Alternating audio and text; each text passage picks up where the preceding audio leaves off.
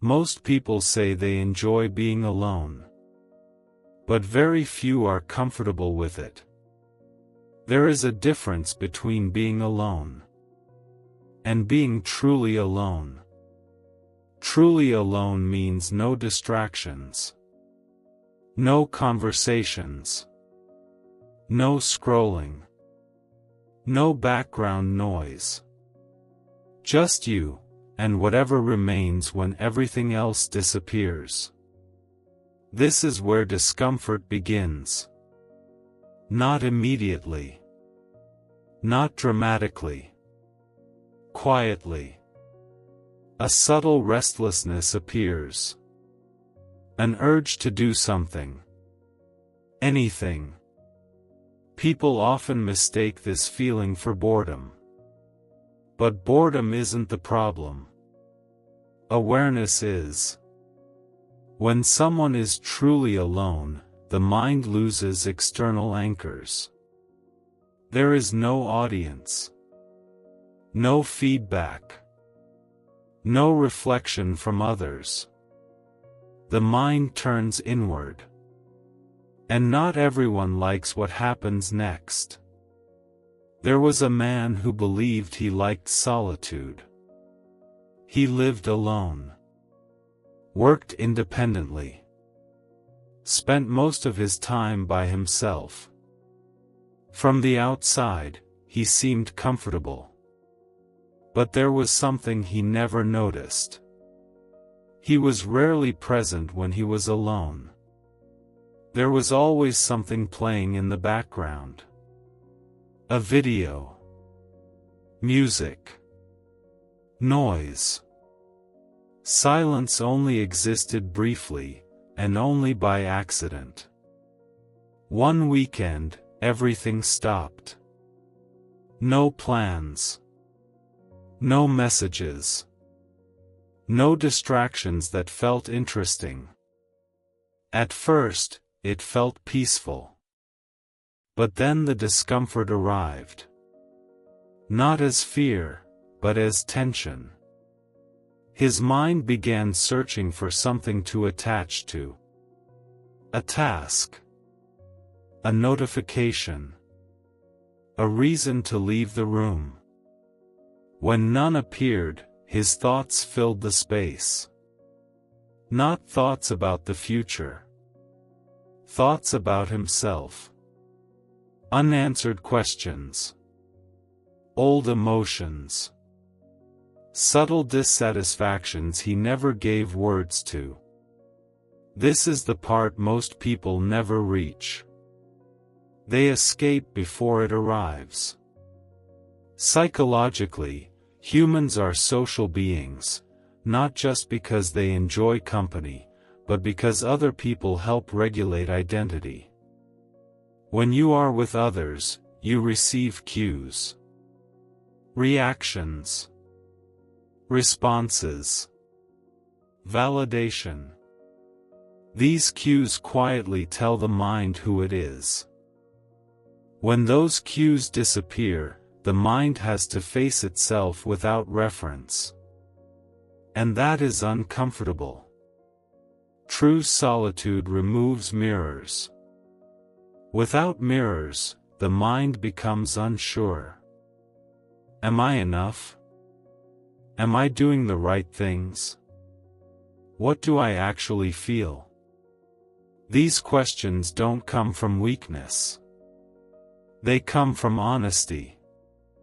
Most people avoid being truly alone not because they dislike themselves, but because they've never learned how to sit with themselves without judgment. The mind is used to movement. Conversation. Noise.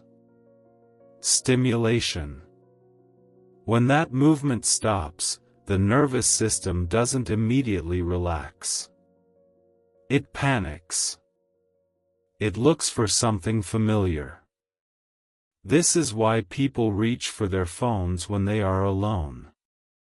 Why silence feels heavy. Why empty rooms feel uncomfortable. The discomfort is not caused by loneliness. It is caused by the absence of distraction. The man noticed that when he stayed long enough, the feeling changed. At first, thoughts were chaotic. Then repetitive. Then quieter. But reaching that point required staying longer than he wanted to. Most people don't. They leave before the shift happens. True solitude has stages. The first is restlessness. The second is discomfort. The third is confrontation. And beyond that, if someone stays, there is clarity. But clarity requires patience. And patience feels threatening to a mind that wants certainty. This is why people say they value independence, yet feel uneasy when truly alone. Independence is external. Solitude is internal. One is about freedom from others. The other is about closeness with yourself. The man realized something important. He didn't fear being alone. He feared what being alone might reveal. Not something dramatic. Something subtle. A truth he never articulated. A feeling he kept postponed. True solitude removes postponement. It brings unfinished things forward. This is why solitude can feel heavier than loneliness. Loneliness is wanting others. Solitude is facing yourself. And facing yourself, without distraction, requires courage. Most people don't lack strength. They lack practice. Solitude is not something you either like or hate. It is something you learn. And until it is learned, the mind treats it as a threat. Not because it is dangerous, but because it is honest. The man stayed. That was the difference. Most people feel the discomfort of being alone and immediately try to escape it. They call someone. They open an app. They create noise. He didn't. Not because he was brave, but because he was tired of running. At first, nothing changed. The restlessness remained. The urge to distract himself stayed strong. His mind kept offering exits. Check your phone. Go outside. Do something productive. But for once, he didn't follow those instructions. And slowly, something unexpected happened. The discomfort stopped growing. It didn't disappear, but it stabilized. Like a wave that rises, peaks, and then holds. The thoughts that once felt sharp began to feel ordinary. Not urgent. Not threatening. Just thoughts. This surprised him. He had always believed that if he stayed with uncomfortable feelings, they would overwhelm him. But they didn't. They softened. This is something most people never discover. The fear of solitude is often greater than solitude itself. The mind exaggerates what will happen if distraction is removed. It imagines collapse. Emotional overload. But what usually happens is something much quieter. Awareness. When there is nothing left to do, the mind begins sorting instead of searching. Memories surface, not to attack, but to be processed. Feelings appear, not to harm, but to be acknowledged. The nervous system, once it realizes there is no immediate danger, begins to calm. This is why solitude feels unbearable at first, but tolerable later. The discomfort isn't permanent. It's transitional. The man noticed that when he stayed long enough, his thoughts changed quality. They became slower, less dramatic, more grounded. He wasn't discovering new truths. He was finally hearing old ones without resistance. Psychologically, solitude removes performance. When others are present, even unconsciously, the mind performs. It adjusts. It edits. It reacts. In solitude, there is no performance. No one to impress. No role to maintain. This is unsettling for people who have spent years defining themselves through interaction. Without others, the question arises: who am I when nothing is expected of me? That question doesn't have an immediate answer. And the mind dislikes unanswered questions. So it avoids solitude. But the answer doesn't come through thinking. It comes through experience. Through staying. The man realized that much of his discomfort came from self-judgment. In silence, he judged his own thoughts. Why am I thinking this? What does this say about me? These judgments created tension. Once he noticed them, he stopped adding meaning. He allowed thoughts to pass without commentary. This changed everything. Solitude stopped feeling like an interrogation. It started feeling like space. Space without demands. Space without expectations. For the first time, he wasn't trying to fix himself. He was simply being present. This is the part people misunderstand about solitude. It's not about liking yourself more. It's about stopping the fight with yourself. When there is no fight, there is relief. Not happiness, relief.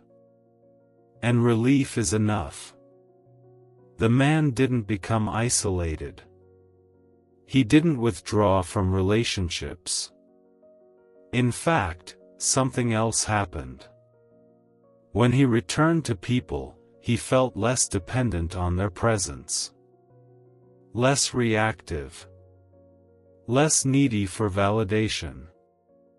Because he had learned something important. Being alone didn't mean being empty. It meant being unfiltered. Most people confuse loneliness with solitude. Loneliness is the pain of wanting connection. Solitude is the challenge of facing yourself without distraction. One hurts because something is missing. The other hurts because something is revealed.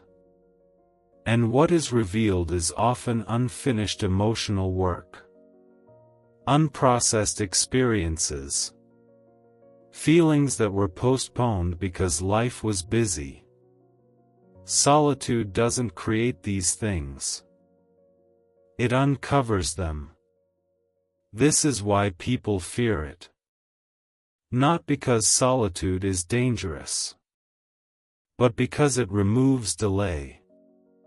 It asks questions without words. And those questions don't need answers. They need attention. The man understood now why people surround themselves with noise.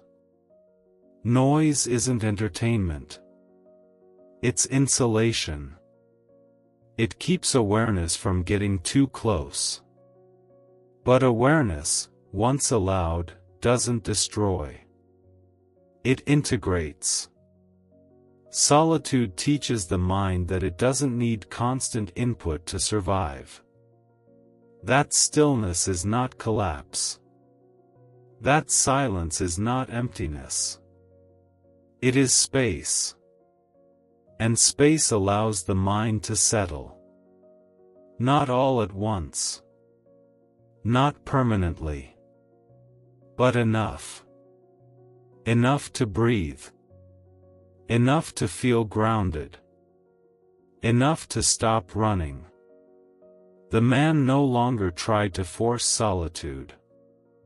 He didn't chase it. He allowed it. Sometimes briefly. Sometimes longer. And each time, it became less threatening. Not because he mastered it, but because he respected it. Solitude is not something to conquer. It's something to get familiar with. And familiarity removes fear. The fear of being truly alone fades when the mind learns one simple truth. Nothing terrible happens when you stop distracting yourself. What happens instead is quieter. You meet yourself. And once that meeting happens without judgment, solitude stops feeling like an enemy. It becomes a place. Not always comfortable, but honest. And honesty, once accepted, becomes grounding.